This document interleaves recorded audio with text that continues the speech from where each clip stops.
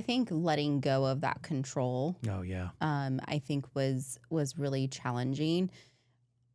All of our kids were very different, and I wish that we would have recognized earlier that so what true. one thing works for one doesn't work for all of them. Yeah. And that could have saved us a lot of heartache, because we were so in the midst of everything that we couldn't see other options. So I do believe that I wish that hindsight's 2020, looking back, I feel like I wish I would have recognized that parenting is fluid.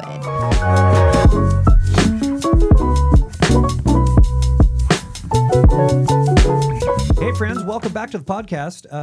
Thank you for joining us. I have to say, I am so blessed and thankful for our viewers' continual viewership and support. Yeah. And not only do we hope that it is encouraging your marriage, but that you are sharing it with your friends and liking and sharing and subscribing, and because we're all on the same. We're fighting for what is good in relationships, and that's what this podcast is all about. Is we're fighting for good marriages because we believe in marriage. We believe in good, healthy marriages, and good, healthy marriages doesn't mean it's easy. It doesn't mean at all. And in fact, Never. In fact, the good and healthy ones are the ones that went through dark times and made it on the other side. And in fact, their relationship is so much better for it. And so, all that to say, we're so glad that you're here, and we hope that you are getting something. And this week, we're talking about the topic of parenting.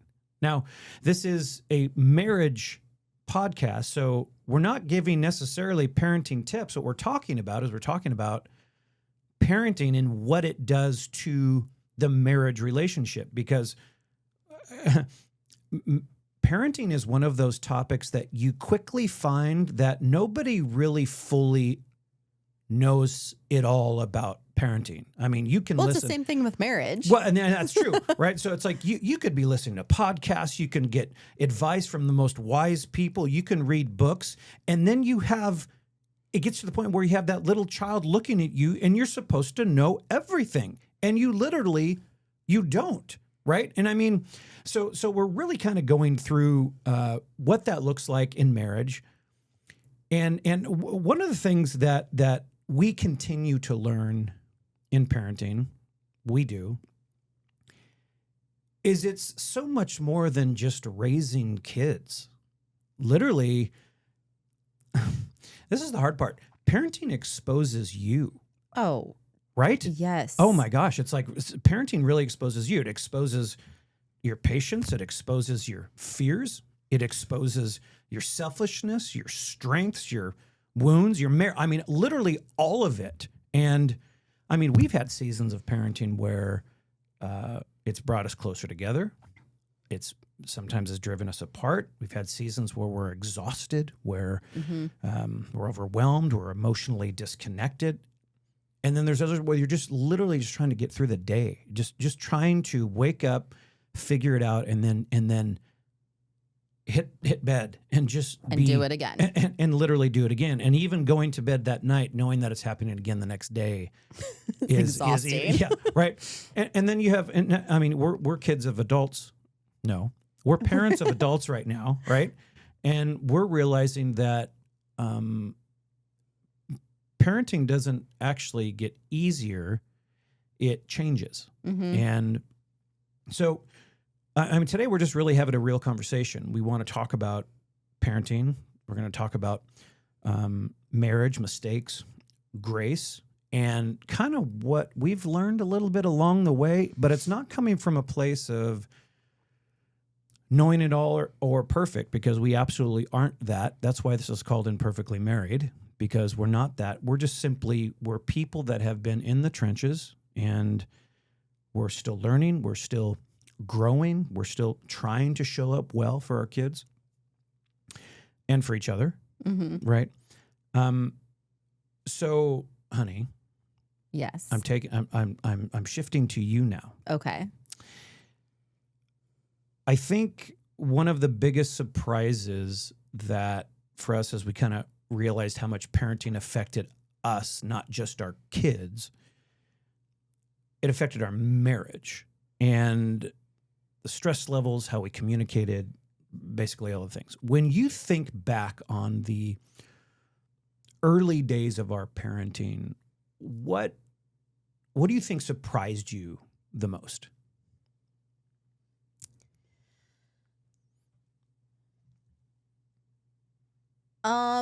I think I wasn't prepared for the weight and the load that it was going to be parenting. I thought it was going to be like, oh, this is fun. And once we were in the midst of it, it was a lot more like wearing on my emotional and physical body that I wasn't really anticipating. I needed more breaks than I ever let on. I was exhausted 90% of the time because I carried a lot of emotional weight to try to be the best mom to our kids and give them what I didn't have. So I really carried a lot, and I wasn't meant to carry that much. So you bring up an interesting point, because kind of like the first part I want to jump into was that kind of what I said in the intro was that parenting kind of exposes what's inside of us. And one of the things that you just mentioned was talking about being the mom that you didn't have. And so we bring a lot of how we were raised into who we're raising and how we're raising. How much of how you were raised or the experience that you've had in and how you were raised by your parents bled into how you were being a parent to our kids? It was everything. I was just always the type of child that watched my parents. I watched my parents' friends. I watched my friends' parents. I was always watching because I was very observant and very quiet as a child. And I was just always watching and taking in things that I didn't want to do as a parent when I became a parent. I was also watching for the things that I did really like and that I did want to bring into my parenting. I was just always looking and watching. And really, as soon as we got married, I think one of our first conversations was I wanted to be a mom. Yeah. So it was early on in our marriage that I was like, okay, when are we going to have kids? When are we going to have kids? Like, I wanted to be a mom so bad. And I was like, whoa, hey. No, you were. It's time. We had time. It was no big deal. Yes. And we compromised. Yeah. I think we waited about 3 years. Yeah. But for me, it was my life goal and dream was to be a mom. And that's all I cared about. And I wanted to, in a sense, rewrite my legacy and my history. And I just wanted to be the best. But with that came a lot of pressure. I know for me, early in our marriage, before we had kids, my reluctance to having kids was selfishness, right? I wanted to live my own life with you and kind of do whatever and not have to deal with parenting and taking care of another human, and just kind of wanted to do the things. And so that's what kind of slowed us a little bit, though looking back, it was the perfect. I mean, considering our life now, even in the last 5 years, 3 years, I'd say, we're relatively young and we're not empty nesters, but we might as well be, because the two that we have are working and adulting, and we're very proud of them for proud of all of our kids for what they're doing. But anyway, the timing of that was really good. I know that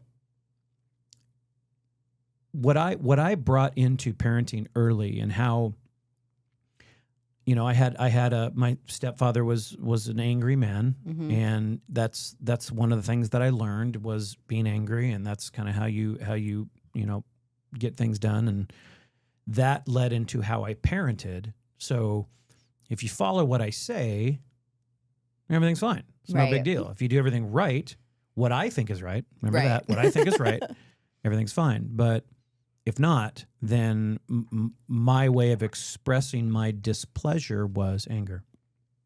And so that was one of the things that I realized, I'll say today, too late, but too late's saying should have. And the reality is I feel, looking back, that I would have wanted to have done that differently, that the way I was raised, I was doing it the same way I was raised. Like that, that's how I was raised. And I had a very caring and loving mother that would try to compensate for my dad's anger, but that is what I learned. And so that's how I raised our kids. And one of the things that I was kind of surprised by is how ill-prepared I was to be a parent. And a lot of my anger came from my fear of getting it wrong, but I only know that now, looking back. At the time, I was angry because something was happening that I didn't want to happen, but in retrospect, I find it was because I didn't know what to do. I didn't know how to make this better. And so I look back and think, wow, I really didn't know how to do it other than what I thought was right. And I believe we got, well, my expression of raising our kids as a dad got pretty close to being good humans. The problem is where it kind of went sideways is if the kids were doing something sideways, I didn't really parent that really well. And that's because of where I came from, right?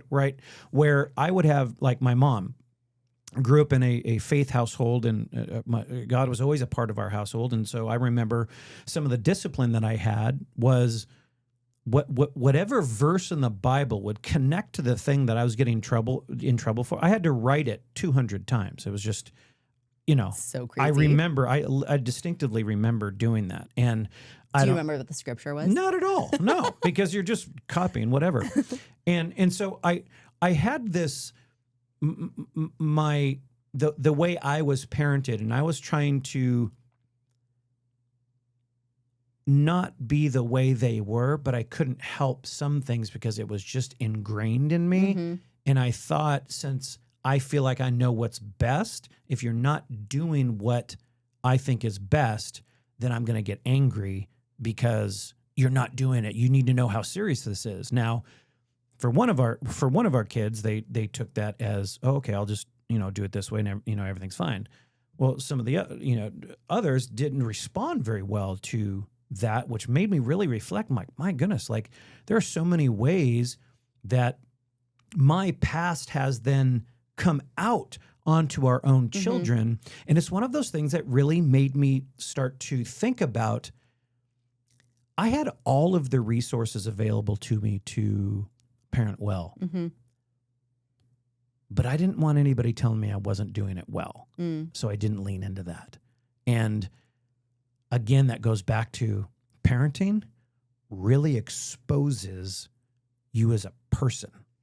I think what's really interesting is, as you're talking, I'm really seeing the value of knowing yourself and really having that's on point. that self-realization. Yep. Because I believe that if we had known the Enneagram early on in our early years of parenting, we would have done things so differently. Agreed. Because what I'm hearing is that because you're a 1, you tend to go towards the perfectionist and needing everything very right, because in your eyes it's either right or wrong. And that's also how it manifested itself in parenting. It did. And then even for me, I wanted to be the best, most fun mom, because I saw the pain that I experienced growing up as an Enneagram 7, I wanted to avoid that at all costs. And so here I am growing up, always looking for ways to avoid pain and looking for ways to make sure that my kids never experienced pain. Great perspective. Now, Yep. I think one of the interesting other sides of that is that I don't necessarily feel that our kids learned that resiliency of overcoming really hard things in life because Especially at the early stages. yes, Yeah. because I was always very much, if I'm perfect and if I'm the best mom possible, then everything is safe and good and right. Yeah. And so later on in life, when we hit some road bumps with our kids, it was devastating to me because I was like, what do you mean? I did all the right things. And so if I do X, Y, and Z, it should equal a certain outcome. And when that outcome didn't manifest itself, I was devastated. And I still deal with very strong feelings of that I'm a bad mom, that I should have done more, that The should haves, yeah. yes, I could have protected, I could have equipped better. And there's a lot of those negative self-talk behaviors that I have as it pertains to being a mom. What would you tell a mom? What would you tell a mom that is similar in your experience today? Like what would you say to her to help her avoid maybe the place that you're at now, even being a parent of adult children, to try to avoid that kind of sense of look back and, oh, I wish I would have? The biggest thing that I realized is that it doesn't matter how great of a mom that I am or that I was or that I still am. There you go. I was going to come at you. I was going to come at you. That you are. That I am. But our kids still make their own choices. And that's huge. And sometimes it's not the choice that we would prefer for their life. And that, I think, was the biggest realization that I had, that I can't control everything in their life. And that's okay. And so it was almost like letting go of that control and recognizing that the outcome that they've had actually has zero reflection on me. It's true. I mean, maybe saying zero isn't accurate because it's like they are a product of us. But it's not nearly as much as we claim. It doesn't define me as a mother. Correct. And it doesn't define you as a father. Absolutely correct. And we've, I think, both done our best to show our kids our faults and our failures, and repairing that with them and helping them recognize, that it's like we're human too and we haven't done things right. Like there's definitely things that if we could go back, I would absolutely change. Agreed. Yeah, same. But I've also tried to do my best.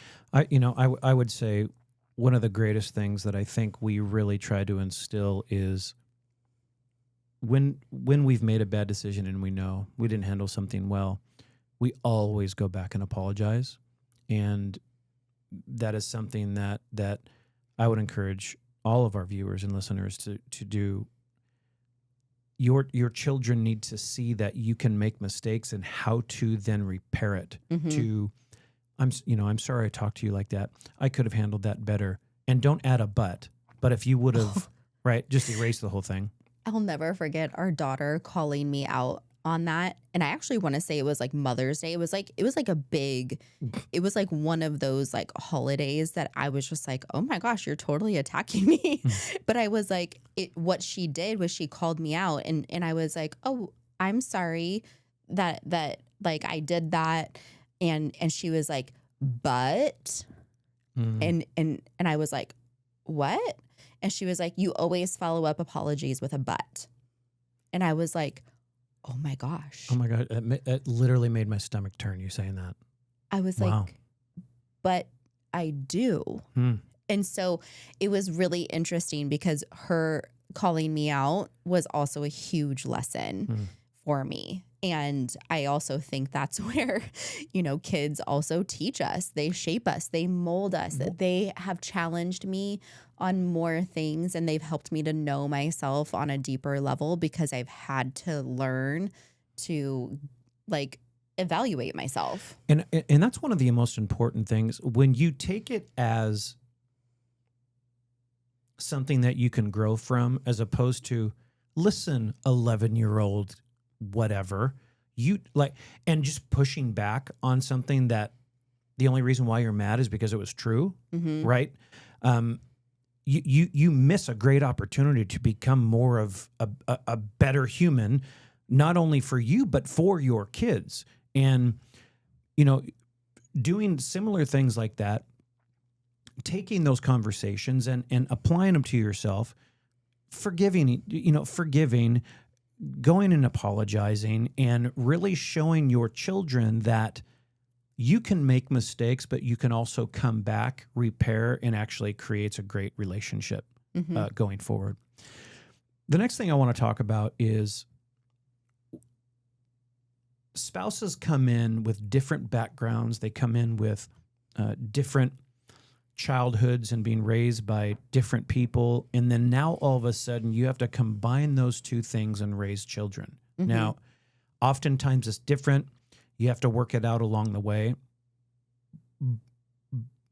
But along the way, there are so many times where one spouse may want to defend the child because of a certain way that the other spouse is going about either correcting or talking.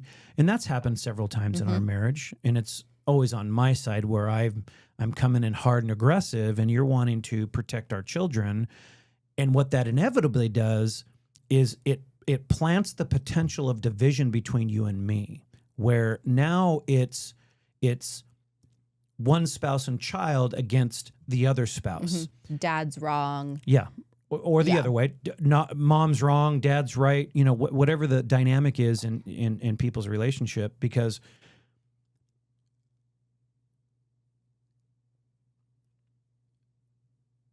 having that kind of dynamic happen, it is inevitable to happen, there is a really great risk of division.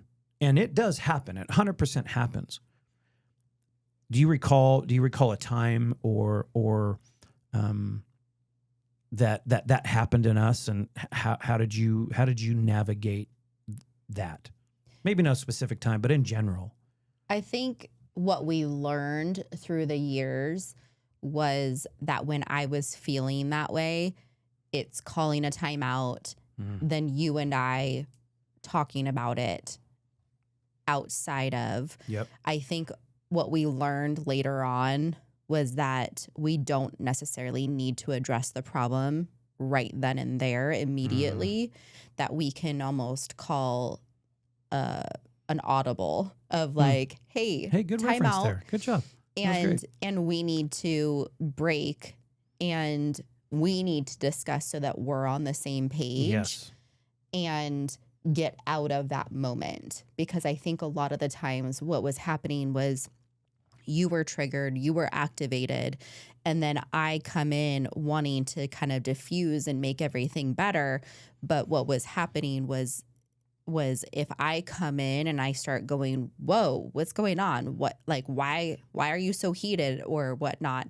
It was showing that we weren't united and we weren't on the same page. And then now the problem is that now you're mad at me, and now we're activated towards each other. And now the problem isn't even the real issue, and now it's us. And I think the biggest thing that we learned was taking it offline and, having our discussion so that we were on the same page. And if we weren't able to get on the same page, we would either not address it until we were, or it was finding some sort of compromise to find another page, get a different chapter in the book. No, absolutely. It's like we needed to show a united front because that was more important than, showing our child that we are dividable. And for me, growing up in a home where both parents my parents were divorced and they often wouldn't talk to each other, I really knew how to manipulate my parents and cause them to almost kind of be pitted against each other. So if my mom made me mad, I would call up my dad and be like, "Hey dad, mom's being mean. Can I come live with you?" And I flip-flopped quite a bit, and I would live with different parents based on who made me mad or not. And so I learned how to kind of manipulate that in a sense. And in that, it's like I'm actually hurting my parent, that it's like I'm leaving. So as an adult, I have just such a deeper sense of awareness on that now. And it's like, again, I was a bratty teenager at that point, but those types of things are real. I never wanted to do that with our kids. I never wanted our kids to feel like they could tag team against us and make us against each other. I think it is still very interesting when there's something that happens with either one of our kids, who they go to first. I always find it very interesting. Well, I mean, in adulthood, I think they just know their parents, right? Yes, and it's not necessary. I'm not saying that they do it intentionally, but I always observe whatever the problem is, and I'm like, oh, that's interesting that they find security in that parent, because they're not home, right? So they can't just walk in and talk to both of us. It's like they have to call one of us. Yeah, no, totally. I always as adults, I always think it's interesting to see our kids find comfort in certain aspects of each of us. So, I think we both can agree there are many situations and relational dynamics that, while parenting, can divide a marriage right off the bat, unless you are intentional about keeping your marriage the priority. I remember when we had kids, and I thought that the theoretical, and it was kind of the culture that we were in, but the theoretical idea was your kids are the most important thing. And you live your life to make sure that their life is all of the things, whatever. And we've said this several times on the podcast, but we had friends of ours that gave us, it was actually family, that gave us insight and wisdom that said, you are more important than your kids. And I remember walking away from that. We both walked away. They're like, well, that was, geez, that's problematic. Well, what we've learned now is, that was some of the best wisdom that we've ever gotten, was because this relationship, our marriage relationship, is more important than our kids. Now, what's interesting about that statement is we have experienced in some sense in small parts of our own relationship, but we have also seen it happen in many other relationships where once the kids are born, one of the spouses is super attached to the kids, and then that is who and how they're defined is by the relationship they have with their kids. And that's a whole other podcast about why and when and where.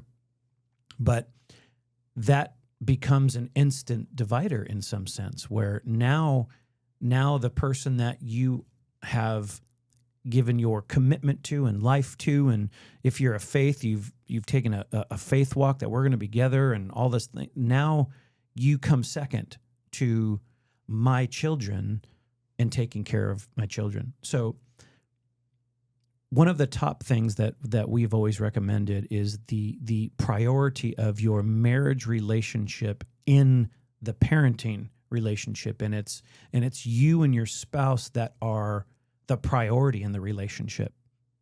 many times that's difficult for couples to take because it feels weird, because it feels like you are then saying your kids are less important. That's not what we're saying. They're not less important, but you are the priority. So that doesn't mean they're not as important. It's just you are the priority. And so the decisions that you make and how you are raising your children, if it's just a single source spouse is doing all the things and you're not connected, you are literally every day going farther and farther and farther apart from your spouse. Because when you start thinking about it, couples can very quickly drift into like co-managing as opposed to being a unit in parenting. And what do you think would be one of the top things that you would recommend to protect the marriage in the midst of parenting? I think always date nights are so key because you do get so caught up in the kids and that your conversations are around the kids. It's about, oh, did so-and-so get the permission slip? Like you start getting so consumed with kids and lunches and school and homework and all of those types of things that it's like you forget to even look up and be like, oh, hi. Yeah. And we made these kids. Yeah. And we were here first. And that, I do believe, is one of the largest struggles. And we didn't do it perfectly. Not at all. I would actually say that it's like we did actually struggle with Absolutely.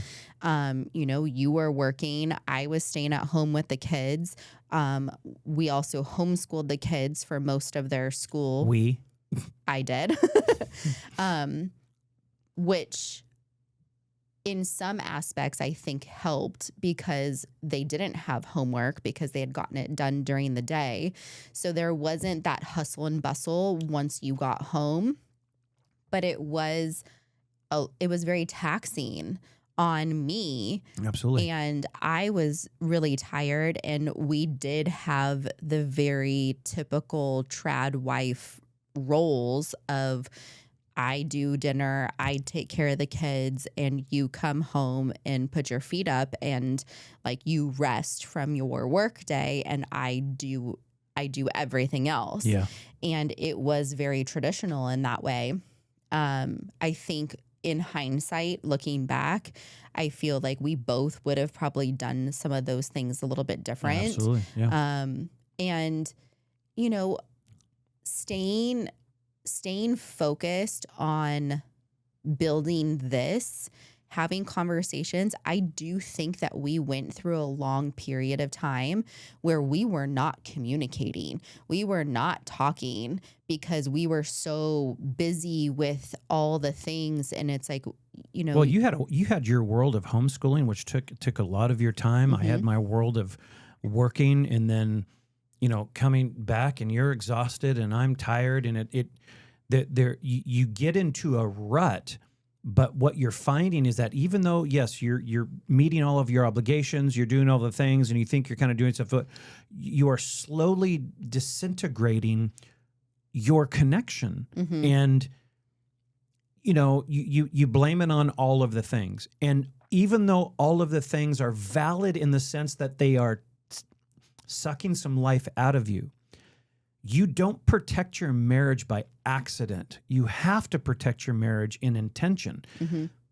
Loving your children should not come at the expense of loving your wife shouldn't come at the expense of loving your children. You can love your children well and pour into your relationship and love your spouse well. One doesn't take from the other. You choose to do those things well.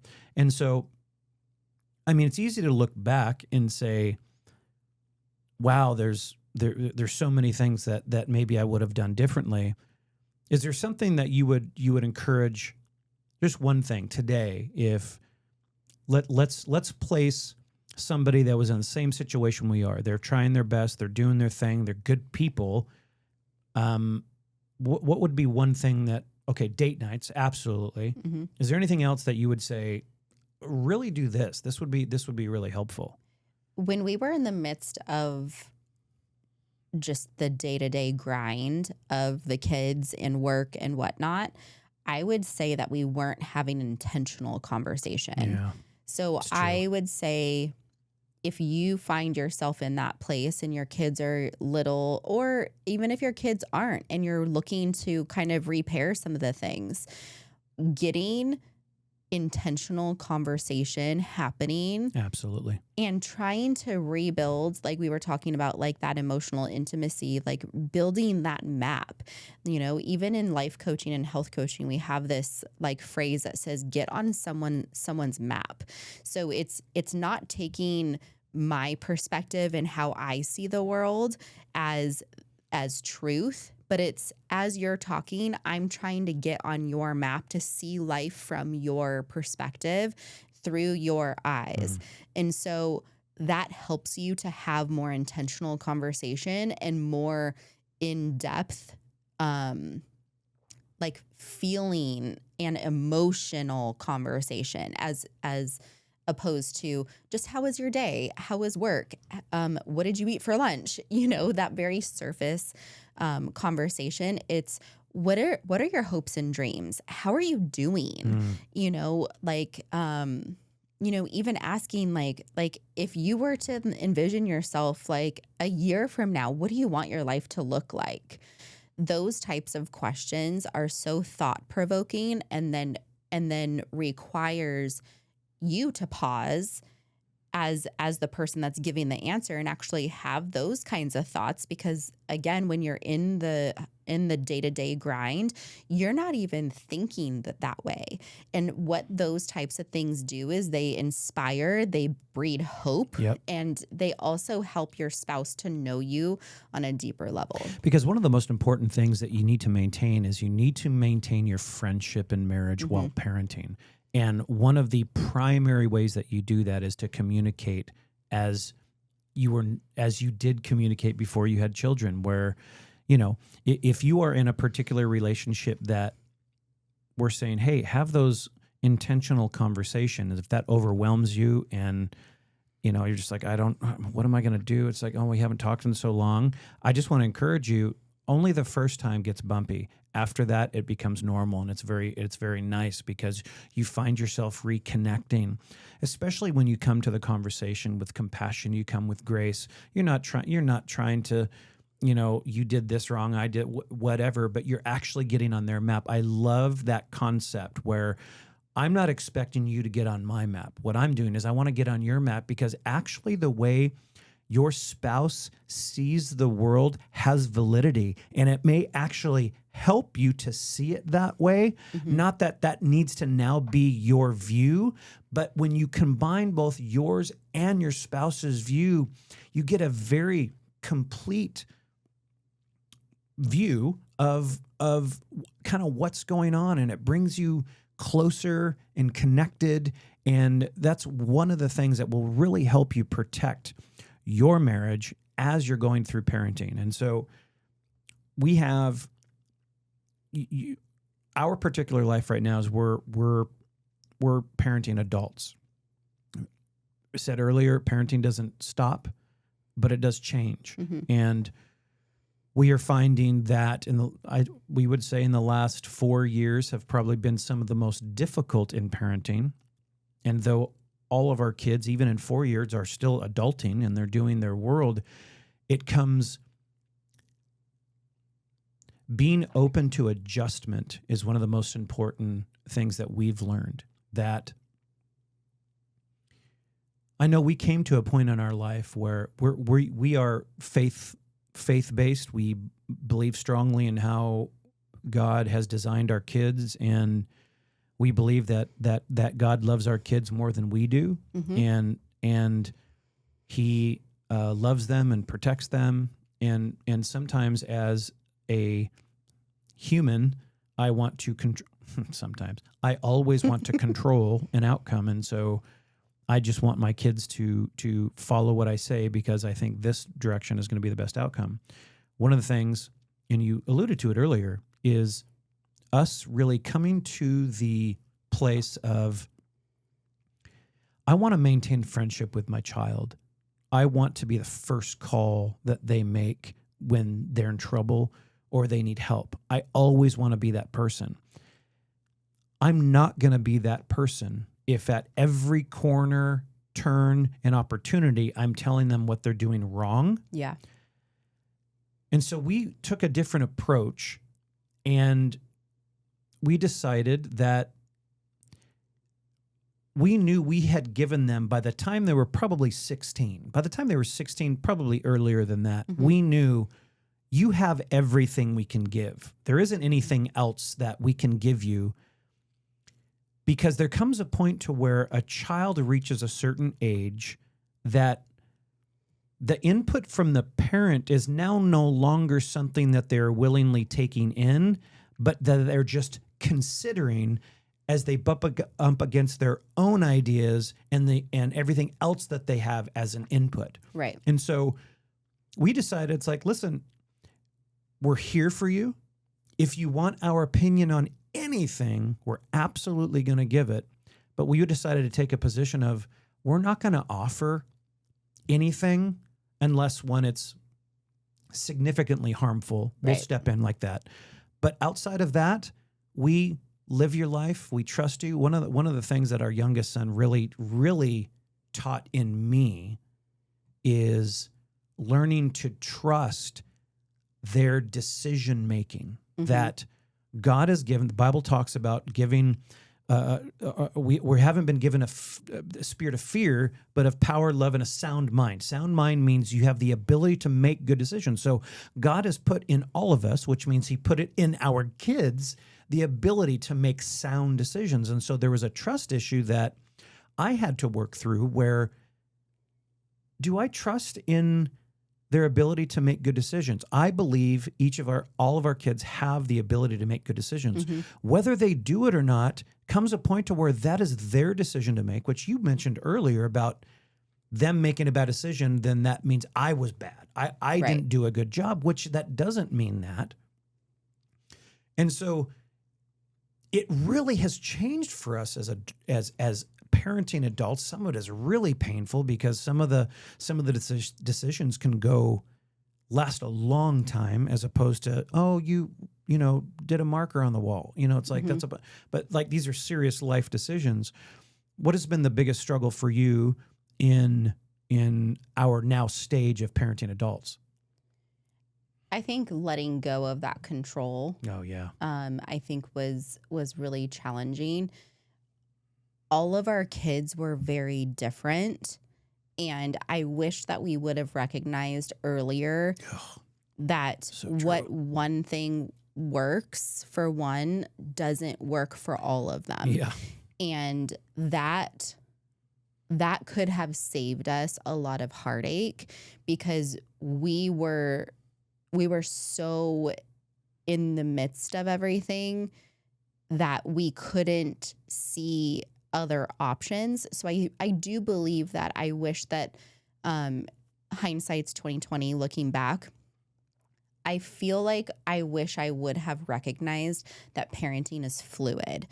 That's great. Even what works one day may not work 2 weeks from now, because situations are different, personalities are different. There's tensions and other things that are pulling at our children at all times. And we are unfortunately in a day and age of where there's a lot more things coming at our kids today than when we were kids. Oh my gosh, yes. So just recognizing that we have to be adaptable and moldable as parents and as adults. I mean, just like within our marriage, it's like what works today may not work a year from now. Yeah. And recognizing that it's like, if we're not willing to pivot in our own marriage and in our parenting, we are always going to feel stuck and feeling like things are just working against us. Yes. And we need to recognize those things and adapt. That's all we have to do, is just adapt, course correct. I pray, pray a lot. Our God is the best father and parent. So we can lean and press on his wisdom and his discernment. And there were times of where I would just get that gut feeling and I would check in on our kids, and sure enough, my gut feeling was right. And I believe 110% that was from the Lord. And I remember one of our kids coming to us at one point. They had just gotten in trouble, and they're like, "I always get in trouble." And I'm like, "That's just Jesus." Yeah, that's just Jesus letting you know that we know.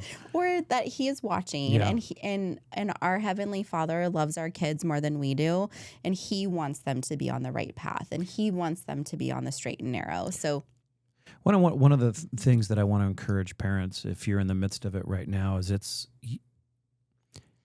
the quicker you can get to the place that you don't know it all, the better you're going to be about parenting your kids, because you're not meant to know it all. And in fact, what your children need to see is you still trying to figure it out, but you still show up. I still love you. I'm consistent. I'll always be here for you. I may not know the answer right now, but I'm willing to learn. I'm willing to even admit that I'm wrong. The adaption is a brilliant point to come up, especially in this day and age where you're getting things thrown at you that we didn't have in 1980. It's just where you came from is not where you are. And so if you're parenting out of fear because you don't know, just be okay with not knowing, and then just asking for help. If you need help, you go to your spouse. How should we do this together? Go get a mentor. Get a mentor. Get someone that's older than you. Counseling. You can, you can listen to the books. You can do the podcast. You can do, and all of that stuff is great. But keep showing up. There is such extreme value for your children. They're not keeping score on how many times you didn't know. They just they're your kids. They're just they're there. They're listening most of the time. Some of the time, hopefully, sometimes. And so, I really want to end at the place of what do your children need? Because number one is they need to see you protecting your marriage and protecting your relationship, because when they see that, then that is their default foundation when they go and they find their own spouse where, hey, we need to prioritize our relationship. Again, that doesn't mean less important. That means you've prioritized, and that is good and right and okay. Children need love. They need consistency. They need humility. They need safety. They need presence. They need you to be there. Yes, you're exhausted. I get that. Taking time for your kids. This is something that I look back and wish I would have, which I try to do now, right? I'm trying to not make up, but I want to be who I want to be today, who I wanted to be then. And that matters. That absolutely matters. And as you are raising your children, repair matters deeply in families, because one thing not repaired can create the cavernous divide in your family if you don't address it. And we have one of those ourselves, where there is something that is just kind of there that wasn't well taken care of, that we're still trying to meld and kind of mold together and stuff like that. Apologies are a big deal. And grace inside the home shapes children powerfully. That children don't need perfection. And even trying to be perfect, I think, is detrimental to a child, because your heart's right in the sense that you want to do the best for your children. True. But to think that you can achieve perfection is the problem, because then that leaks onto your child, and now they live their life thinking good is only perfect. That's not what we're looking for. We're looking for, we want to love as well as we can and do the best that we can. What would you say? What would you say is something that, at the end of the day, what do kids need? We've established it that we need to prioritize the marriage. That is number one. So that's assumed. What really, at the end of the day, do kids need? They just need to know that you love and support them no matter what. Yeah. That they could do the worst imaginable thing, but that they always have a safe place to come back to, and that you love them. You know, I want to end on the fact that kind of like a perspective from a faith perspective, where parenting is actually stewardship. Stewardship, if you're not familiar with the term, stewardship is like a management. So it's not ownership. So us being given children, being blessed with children, you are to now manage them. That's our responsibility. Manage and take care of them well, because they from our perspective, our faith perspective, children belong to God first. Actually, they're actually His. Parents are just our guides. They're not controllers. And faith is modeled, hear this, faith is modeled more than it's forced. And so how you live your life is the greatest teacher to your kids. In your spouse relationship, above all, how you treat each other is the greatest teacher to your children. Proverbs 22:6 says, start a youth out on his way. Even when he grows old, he will not depart from it. I remember early days in church, you would hear that voice. And the idea was, it was always thought of that this is the way, like start him out this way. But actually what the scripture's talking about is each individual child has a way that is designed for them. And what that is charging parents is to lead him in the way that he has been designed to go, not the way that you think that, well, my dad did it like this or my mom did it like this is the way to go. But no, find and be curious in the way that your child, and this is the thing I wish we, as we look at our own kids, and you were saying how, they were different. And of course they're different, but you don't, you're like, well, yeah, you parent this way, and then they all fall into place, but that's not the case. And so there's a real encouragement to, it is true. Parents can lead with control, with frustration, with fear, or you can lead with patience, with grace, and intentional instruction. The goal is not perfection. It's actually faithful leadership of your children. And number one, you can lead by prioritizing your marriage through parenting, because I guarantee, we know, parenting is going to challenge the connection that you have with your spouse. Yep. Any parting words, baby? Nope. No. Okay. Well, we hope that you gain some good information from this, because parenting is hard. We want to encourage you, parents. We want to encourage you, your kids, what your kids need and what you need is to keep showing up, keep showing up, keep choosing each other. And I don't know that you could go wrong if you stick to those two things. I love it. I love it. We'll see you next time. Bye, guys.